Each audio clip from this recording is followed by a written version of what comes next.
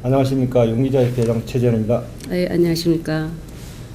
용인기자협회에서는 제21대 국회의원 선거 용인 지역에 출마할 후보 상대로 유권자들의 알 권리를 충족시키기 위해 정당별로 인터뷰를 실시하고 있습니다. 네. 이에 용인 을지구에 출마하신 자유한국당 김혜수 예비후보님을 모시고 인터뷰를 진행하고자 합니다.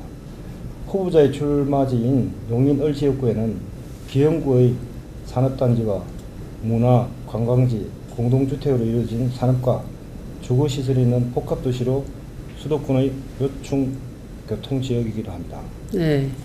김혜수 예비 후보께서는 기흥 구민들이 불편이 없는 행복한 생활과 삶의 질을 높일 수 있는 어떠한 방안이 있는지 말씀해 주시는데, 먼저 후보님의 용인 을 지역에 출마하게 된 동기에서부터 말씀 좀 해주십시오.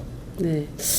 제가 그 용인 을로 국회의원 출마한 동기는 저희 우리 대한민국이 상당히 경제가 좋지 않습니다. 그리고 거기에 우리 용인 을 지역이 빠질 수는 없는 거고요. 그래서 지금 대한민국 자체가 혼탁스럽고 이제 좌우로 나눠서 지금 지난 2019년에 역동에 했지 않습니까? 상당히 역동적이고 어떻게 보면 대한민국이 발전할 수 있는 한 단계로 할 수 있지만, 하지만 또 좀 나쁘게 본다면 너무나 또 분열된 상태에서 우리 대한민국 경제도 안 좋고, 그리고 우리 용인 기흥 을의 민생 경제도 워낙 안 좋고, 그래서 어쨌든 쓰러져가는 대한민국과 우리 용인 을을 살리기 위해서 출마하는 어떤 동기가 되었습니다. 김혜수 예비 후보님께서는 용인의 지역구 현안사항이 무엇이라고 생각하고 계시며, 특히 주민들이 만족할 만한 개발 계획은 무엇인지 말씀해 주십시오. 예, 저희의 현안 사항은 한 두 가지로 볼 수 있는데요. 저희 용인 을은 아까 우리 최재현 회장님께서 말씀하신 대로 사실은 거기가 도농 복합도시입니다. 이제 거기에 가장 큰 문제점이 뭐냐면 빈부격차가 상당히 심합니다. 거기가 상당히 잘 사는 어떤 계층이 있는가 하면 일부는 이제 서민층이 상당히 많이 삽니다. 제가 지역을 딱 얘기를 하면은 좀 곤란할 수 있기 때문에. 그래서 어떤 복지 사각지대가 워낙 커요. 좀 제가 봤던 여기 4개 구 중에서 가불병정 그 중에서 저희 을적이 가장 심할 거라고 생각됩니다. 어떤 빈부 격차에 대한 부분은. 그래서 어떤 복지 사각지대에 있는 우리 우리 서민층, 그다음에 취약층, 이런 분들의 어떤 복지 문제가 가장 큰 현안이라 생각이 들고요. 그 다음에 이제 개발 계획에 대한 부분은 저희가 용인 을이 상당히 지역이 넓어요. 처행구 빼고는. 근데 이제 개발의 규모라든가 지역이 딱 양분되어 있어요. 지금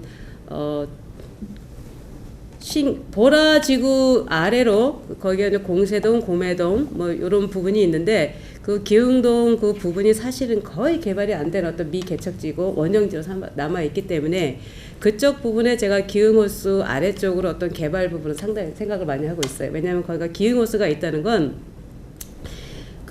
스위스 같은 경우는 베른 도시라 그래서 거기가 이제 워터프런트 도시라고 있어요. 그래서 이 호수를 끼고 상당히 아름다운 도시, 명품 도시가 나올 수 있고, 우리 가까운 데는 우리 광교에 신도시에 보면 얼마나 멋집니까? 그리고 또 개발도 많이 되어 있고, 그래서 그런 부분을 상당히 좀 많이 하고 있고요. 어떤 혁신 도시라고 생각을 하고 있고, 그 다음에 이제 제가 생각하고 있는 부분이 일부로 이제 저희가 일부 부분은 이 생각을 하고 있습니다. 저희가 용인 을 지역이 사실은 어떻게 보면 테크노 산업단지라든가 또는 저희가 일을 할 수 있는 게 별로 없습니다. 사실은 주거 지역으로 상당히 많기 때문에 그런 부분으로 테크노 산업단지라든가 이런 부분으로 상당한 부분이 지금 원형지가 많이 남아 있기 때문에 치국동도 좋고요.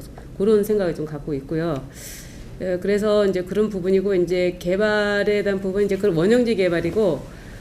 잘 아시겠지만 제가 도시계획 전문가 아닙니까? 제가 용인시 도시계획위원회에서 심의원도 했었고, 제가 또 한국부동산업 박사 회장이라고 우리 박사님들이 한 1000분 계시는데 회장도 했었고, 제가 어떻게 보면 부동산학 전문가이면서 제가 도시계획 전문가인데, 이제 그 외에 이제 기존 도시를 개발하는 부분이 제가 신가로골이라든가 상갈동이라든가 이런 부분은 도시 재생 사업을 통해서 지금 일부 선진국 같은 경우 일본의 사례를 보면 거의 다 거기 그 도시 재생 사업이거든요. 그래서 사각지대에 있는 그 부분과 그다음에 아까 말씀드렸던 그 개발에 대한 부분, 원형적인 개발하고 도시 재생 사업 이런 부분을 제가 세 가지를 주안점을 두고 앞으로 제가 머릿속으로 있어요. 제가 이제 국회로 들어간다면 그런 부분 중점적으로 제가 우리 용인을 기흥 가족을 위해서 일할 어떤 준비가 돼 있습니다. 네.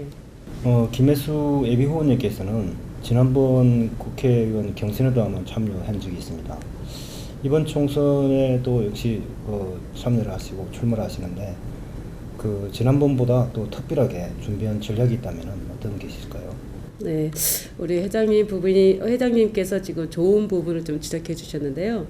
사실은 제가 2016년 제 20대 국회의원 선거에 제가 예비후보로 등록하고 또 활동을 했습니다. 근데 제가 아쉽게도 경선은 제가 참여를 못했고 저하고 이제 그 김근기 후보하고 둘이서 예비후보 등록을 하고 한 2달 정도 상당히 고생을 많이 했는데 2달에 3달 정도 선거 사실은 한 달여 앞두고 포항에서 이제 허명한 후보라고 그분이 오셔가지고 더불어민주당의 김민기 후보한테 진짜 뭐 말도 안 되게 지고 나갔죠. 그래서 저희는 경선에 제가 참여한 적은 없었고요. 그분도 마찬가지, 김근기 위원장도 마찬가지고.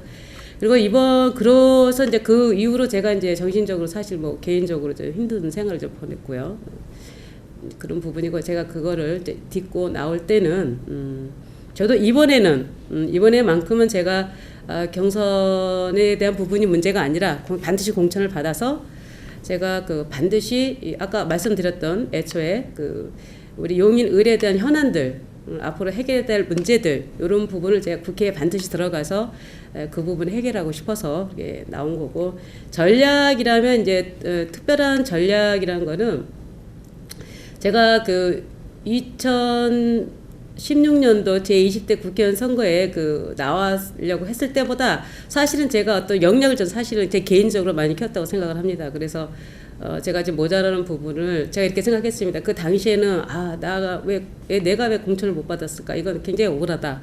근데 이제 시간을 두고 제가 이제 어떤 제 가치를 제가 혼자 이제 재평가를 하게 되죠. 내가 맨 처음에는 억울하죠. 하지만 이제 그 시간이 지나면서 내가 부족한 점이 있었겠구나.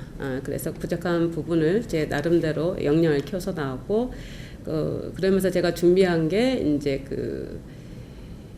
SNS 팀을 좀 상당히 제가 좀 전략적으로 제가 팀을 꾸렸고, 앞으로 이제 선거는 개인적으로 맨투맨으로 이분 저분 만나서 하는 부분보다는 그 부분이 사실 지금 코로나 바이러스 때문에 사실 힘들지 않습니까? 그래서 제가 생각하던 나온 부분이 딱 맞아떨어졌어요. 코로나 바이러스가 생기기 전에 생각했던 부분인데 이제는 전략적으로 인터넷이라든가 그다음 SNS라든가 이런 부분에서 오프라인 쪽으로 이렇게 많은 분에게 알릴 수 있는 그런 방안을 갖고 제가 전략 짜고 나왔습니다. 우리 국회에서는 경선과 본선에서 네. 타 후보보다 경쟁력이 있다고 생각하는 장점이 있다면 무엇인지 말씀해 주십시오. 네, 제가 이제 생각하고 있는 저의 장점이라면 물론 단점도 있겠지만 우리 대표님께서 여쭤보시니까 저의 장점은 어떤 전문성이라고 생각을 합니다. 지금 저희 용인을에 용인을뿐만 아니라 저희 용인시에 지금 4개 구가 있는데 지금 국회의원도 마찬가지고 뭐 예비 후보들 보면 저처럼 전문가적 기질을 갖고 있는 분들은 없습니다. 사실 제가 그래서 아까도 말씀드렸지만 저는 전문가라는 거 제가 부동산학 박사로서 제가 그다음에 도시계획 전문가로서 제가 경기도와 용인시에서 제가 도시계획 심의위원, 뭐 하천관리위원, 뭐 여러 위원회를 갖다가 지금 한 6, 7년간 계속 제가 봉사하고 있는데 그런 부분에서 제가 다른 후보보다는 장점이 있고 그다음에 이제 제가 생각하고 있는 부분은 아직까지 우리 용인시에서는 지역구 의원으로는 단 한 번도 여성 국회의원이 나온 적이 없습니다. 지금 용인 병 지역의 정춘숙 더불어민주당 비례대표죠. 그분이 오셔 있지만 그분은 사실은 지역구는 아니고요. 그래서 제가 생각할 수 있는 부분은 이번에 반드시 우리 자유한국당에서 지역구 의원 하나 여자 하나 나왔다면 그게 장점이라 생각이 들고 당장 제가 김민기 의원하고 예를 들어서 내가 충선에서 대결한다 그래도 남성 후보보다는 제가 장점이 있다. 여성인다는 점. 그다음에 제가 엄마 정치라는 어떤 그 제 브랜드로서 어떤 우리 대한민국을 사랑하고 우리 용인 기흥 가족을 생각하는 마음 하나는 제가 4년 전에도 그 생각이었습니다. 제가 엄마 같은 마음으로 제가 우리 자식한테 우리 가정한테 제가 뭐 그 희생한 걸 생각한다면 그런 마음만 먹으면 제가 우리 기흥 가족 살릴 수 있다 생각이 들고 그 다음에 이제 아까 잠깐 말씀드렸던 대표님한테 말씀드렸던 제가 전문가라는 거, 이 부분 하나만은 아까 제가 말씀 지역 현안, 이 복지 부분은 제가 이제 공부를 좀 많이 할 거고요. 이 그 우리 용인 을 지역이 지금 4개 지역 비해서 그 상당히 좀 뒤떨어져 있는 부분, 기존에 이제 그 있던 그 우리 신갈동이라든가 기존 어떤 그 부도시는 아까 말씀드렸던 것처럼 제가 이제 도시 재생 사업을 통해서 이제 개발할 것이고요. 그다음에 그 남아 있는 지곡동, 공세동, 뭐 고매 이런 쪽 부분은 제가 이제 아까 말씀 언영지 개발을 테크노 산업단지라든가 이제 예를 들어서 호스를 낀 그 어떤 그 명품 어떤 신도시 개발 이런 쪽으로 포커스를 맞추고 있기 때문에 이 부분만큼은 제가 다른 후보보다 앞서지 않을까. 복지 부분은 제가 여성이라는 장점, 엄마라는 장점, 헌신하는 엄마 정치 아닙니까? 그다음에 두 번째 어떤 개발에 대한 부분은 제가 어떤 타 후보보다는 제가 전문가라는 점은 반드시 장점이라고 생각 들어서 이 두 가지 어떤 그 역량으로 제가 타 후보보다는 제가 장점이 있다고 생각이 좀 합니다. 예. 그 김혜수 후보께서는 그 여성으로서 네. 이번에 그 엄마 정치라고 지금 내세우고 네. 지금 그 발표를 했습니다.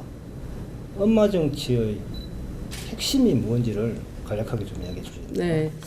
제가 지금 아까 여러 번 말씀을 드렸습니다. 여쭤보진 않았지만 핵심은 아까도 말씀드렸지만 우리가 우리 가정에 우리 엄마가 다 계시지 않습니까? 저를 낳게 해주신 어머니도 계시고 또 남성분들은 또 이렇게 그 아내도 계시고 그런데 엄마들은 항상 가족만 생각합니다. 사실 남성인분들은 모르겠지만 여성들은 그 모성애라는 게 뱃속에 태고 쪽부터 생겨나는 그 모성애가 있는데 그 가족을 생각하는 마음 하나는 진짜 자기 목숨도 겁니다. 사실 엄마는 가족을 위해서라면. 그래서 제가 생각하는 어떤 그 정치 철학이 헌신하는 엄마 정치인데 그래서 가족을 위해서 헌신하는 엄마처럼 우리 대한민국과 우리 유권자들을 위해서 헌신하겠다는 어떤 그런 마음입니다. 네.